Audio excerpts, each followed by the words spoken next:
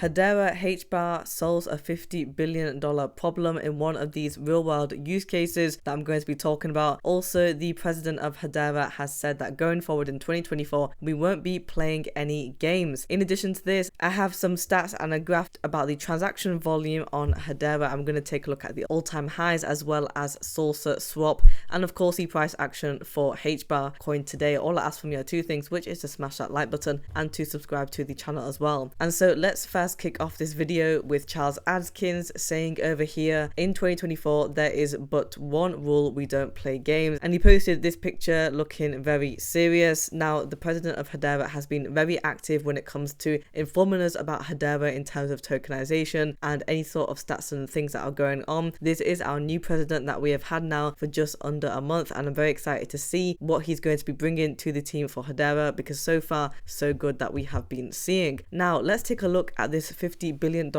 problem that Hedera is able to solve. So you'll see over here we have this tweet saying our GC member Shinhan Bank has shown some credible work in the area with global remittances, so they are on their governing council, and that tokenization on Hedera simplifies international banking transactions, reducing barriers and enhancing global financial inclusion. And essentially this real world use case and this partnership comes from the fact that the South Korean Shinhan Bank has completed a stable coin remittance pilot with Asian partners. So the bank used the Hedera network to settle payments in South Korean, Thai and Taiwanese currencies in real time in its second stablecoin pilot project. And essentially this bank needed a better solution. So as we know, when it comes to international payments, there's millions and billions of dollars that are going through every single day. Now, of course, when it comes to settlement times, it needs to be quick and fast. However, traditional banking is not able to do that. It usually takes a couple of days, but with Hedera, we are able to sort that within just a couple of seconds, and also things like with finality as well. And so we can make sure that the transaction does not bounce back. And now we know that the Shinhan Bank has completed its second proof of concept using stable coins for international remittances. And also when it comes to international bank payments, usually the US dollar is used. However, now you don't have to be using the US dollar because it can happen on whatever token that essentially gets remitted. And I just want to actually show you the results that Hedera was able to bring with this bank. So from the case study and this pilot program, you'll see over here that for the operating hours for the bank, before using Hedera, it was only traditional banking hours, which is roughly your standard 9 to 5 and between Monday to Friday, and usually excluding Saturday or Sunday. But after using Hedera, it was 24/7 operation. And essentially this operation means that it can happen all year round at any single time. And so those international payments will not be slowed down even if it hits on the weekend. And so essentially being able to include that extra 2 days really does help.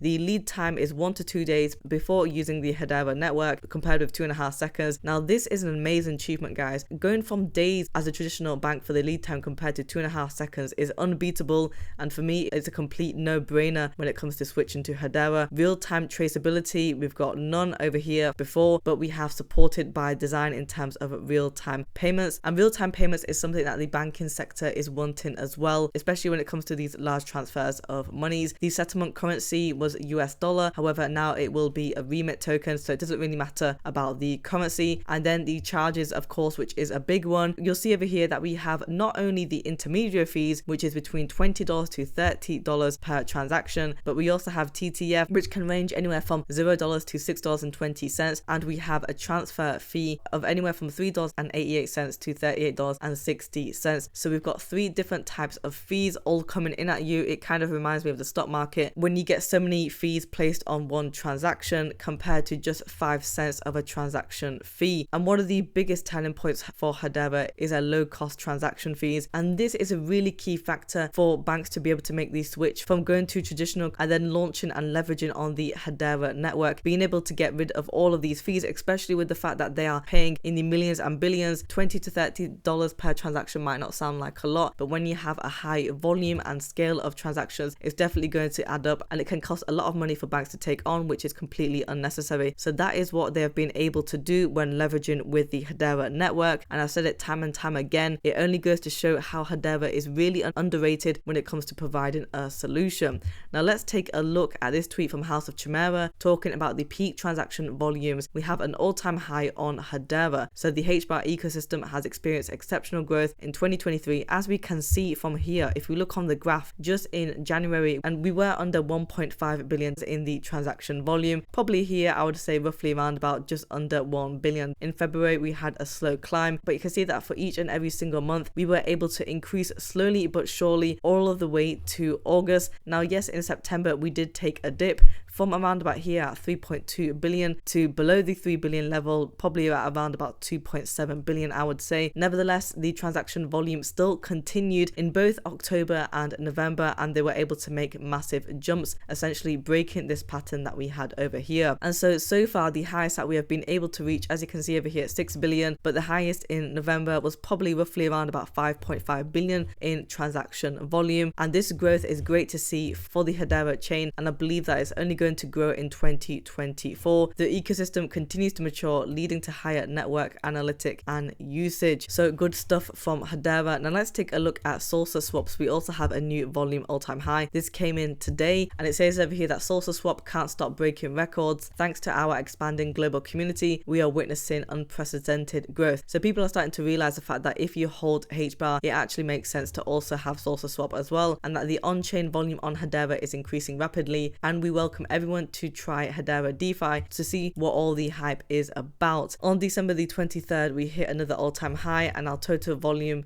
was at $24.5 million. So I'm glad to see the growth of saucerswap continuing. And before we have a look at the price action for today, I just want to show you this tweet from Hbar of Wall Street. I think people are starting to realize how cheap it is to buy Hbar or HTS tokens on saucerswap labs. The fees are like zero compared to ETH fees, and we all know that Ethereum fees are absolutely expensive. And not only that, Hbar and HTS tokens have such low market caps compared to other chains, which makes it more attractive. I know that people are talking about Ethereum and they're hyping it up, but the fees will never compare to the likes of Hbar. So let's take a look at the price action for today. We are currently trading at 0.08825. We are up by 1.52% on the 1-day chart. For the volume, we are down by 15.85%, and we are trading at $53.4 million. So let's take a look at where we were on the earlier hours of the morning. You'll see over here we were trading at roughly around about 0.08748. The lowest that we went to for the day was 0.08731. The high for the day so far we've been able to reach is 0.08914, so close to that 9-cent range. Now we have only come down by quite a bit, but we are not far off from the 9-cent mark. On the 7-day chart, we are down by 5.59%. You'll see over here that just 2 days ago we were able to hit the 9-cent level, but unfortunately we have come down, and we need to see if Hedera is able to get back up to that 9-cent level, because I definitely want to see Hedera hitting 10 cents very soon. Guys, if you want daily Hedera Hbar coin news, subscribe to the channel and like the video as well.